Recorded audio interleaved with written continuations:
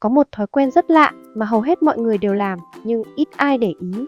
Mỗi sáng, ngay sau khi tỉnh dậy, bạn thường với lấy điện thoại, kéo tấm rèm cửa hay mở đèn trần sáng trưng. Nhưng khoảnh khắc quan trọng nhất lại không phải ở cú chạm màn hình hay bật công tắc, mà ở khi ánh sáng, dù là từ mặt trời hay từ đèn điện, tràn vào mắt bạn. Bạn đang nằm trong phòng tối, mí mắt nặng trĩu, đầu óc vẫn lơ lửng đâu đó. Rồi chỉ cần một vệt sáng đầu tiên len qua khe cửa, chạm vào võng mạc, bỗng nhiên não bạn như có ai bật công tắc. Nhịp tim nhanh hơn một chút, hơi thở đều hơn và bạn thấy mình tỉnh táo hơn hẳn. Bạn đã bao giờ tự hỏi tại sao chỉ một chút ánh sáng lại có thể lay bạn ra khỏi cơn ngáy ngủ? Và ngược lại, khi màn đêm buông xuống, chỉ cần bóng tối phủ lấy căn phòng, cơ thể lại rơi vào một chế độ hoàn toàn khác, như thể có một chiếc đồng hồ bí mật đang bị ánh sáng điều khiển. Mỗi ngày, trái đất quay một vòng quanh trục của mình, phơi bày từng nửa cầu dưới ánh sáng mặt trời rồi lại kéo chúng vào trong bóng tối. Bạn sống trong nhịp điệu luân phiên đó, giống như đang được nhúng vào một bể ánh sáng khổng lồ. Khi mặt trời lên, ánh sáng xanh, thứ ánh sáng mạnh mẽ nhất trong phổ mà mắt bạn nhạy cảm xuyên qua khí quyển, quét vào võng mạc. Các tế bào đặc biệt trong mắt không giúp bạn nhìn hình ảnh mà gửi tín hiệu thẳng đến nhân trên chéo trong não, trung tâm điều phối nhịp sinh học. Từ đây, một chuỗi hiệu ứng domino bắt đầu, nhiệt độ cơ thể thay đổi, hormone thức tỉnh như cortisol tăng, còn hormone ru ngủ như melatonin bị chặn lại. Bạn có thể nghĩ rằng mình quyết định khi nào ngủ, nhưng thật ra não bạn chỉ làm theo lệnh từ mặt trời. Bạn chỉ là một nhạc công, còn ánh sáng mới là nhạc trưởng.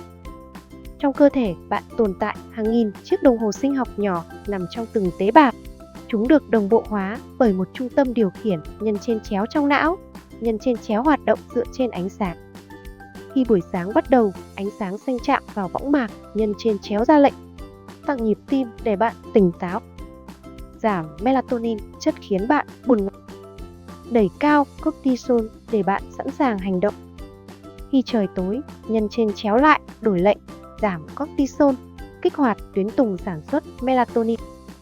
Thân nhiệt hạ xuống, cơ thể vào chế độ nghỉ ngơi. Vậy nên, mỗi khi bạn bật đèn điện sáng trưng lúc nửa đêm hay dán mắt vào màn hình điện thoại xanh rực trước khi ngủ, bạn thực ra đang đánh lừa nhân trên chéo, khiến đồng hồ sinh học loạn nhịp. Bạn có để ý rằng vào những buổi sáng mùa đông xám xịt, bạn cảm thấy nặng nề và lười biếng hơn không? Đó là vì cơ thể thiếu ánh sáng đủ mạnh để reset đồng hồ sinh học. Ánh sáng ban ngày, nhất là ánh sáng mặt trời trực tiếp, mạnh gấp hàng chục lần so với ánh sáng đèn trong nhà. Chỉ cần 10 đến 15 phút đứng ngoài trời sáng, bạn đã cho cơ thể một liều caffeine tự nhiên. Các nghiên cứu cho thấy những người thường xuyên tiếp xúc ánh sáng sáng sớm sẽ ngủ ngon và sâu hơn vào ban đêm, ít gặp rối loạn giấc ngủ. Cảm giác tỉnh táo buổi sáng mà bạn nghĩ là nhờ cà phê thật ra đến từ thứ đơn giản hơn nhiều, ánh sáng mặt trời. Khi mặt trời lặn, màu xanh nhạt dần, bầu trời chuyển sang đỏ cam rồi tím đen. Chính sự biến đổi đó là tín hiệu tự nhiên cho cơ thể bạn bắt đầu sản xuất melatonin. Bóng tối không chỉ giúp bạn cảm thấy buồn ngủ mà còn là điều kiện bắt buộc để não tạo ra hormone ru ngủ. Nếu bạn sống trong một thành phố ngập ánh đèn đường, bảng quảng cáo, màn hình điện tử, bóng tối tự nhiên bị phá vỡ, melatonin không được tiết đủ, giấc ngủ bị trì hoãn, chất lượng ngủ giảm sút. Bạn có thể ngủ 8 tiếng nhưng vẫn thấy mệt mỏi vì giấc ngủ không đi theo nhịp sinh học vốn có. Nếu bạn bị nhốt trong một căn phòng kín không cửa sổ, không có ánh sáng tự nhiên, cơ thể bạn vẫn cố giữ một nhịp sinh học nhưng sẽ trượt dần. Sau vài ngày, bạn có thể đi ngủ trễ hơn 1 đến 2 tiếng mỗi ngày và đồng hồ sinh học trở nên lạc nhịp. Chỉ khi bạn trở lại ánh sáng mặt trời, nhịp điệu mới được hiệu chỉnh về 24 giờ.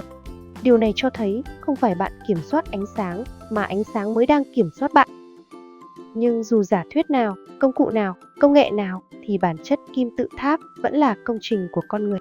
Hàng chục ngàn người đã bỏ sức lực, tuổi trẻ, thậm chí mạng sống để hoàn thành nó.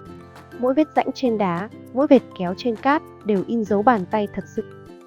Từ góc nhìn vũ trụ, kim tự tháp là biểu tượng của một nền văn minh. Nhưng từ góc nhìn sát đất, nó là tập hợp của mồ hôi, của xương và máu, của niềm tin rằng Pharaoh không chỉ là vua mà là vị thần.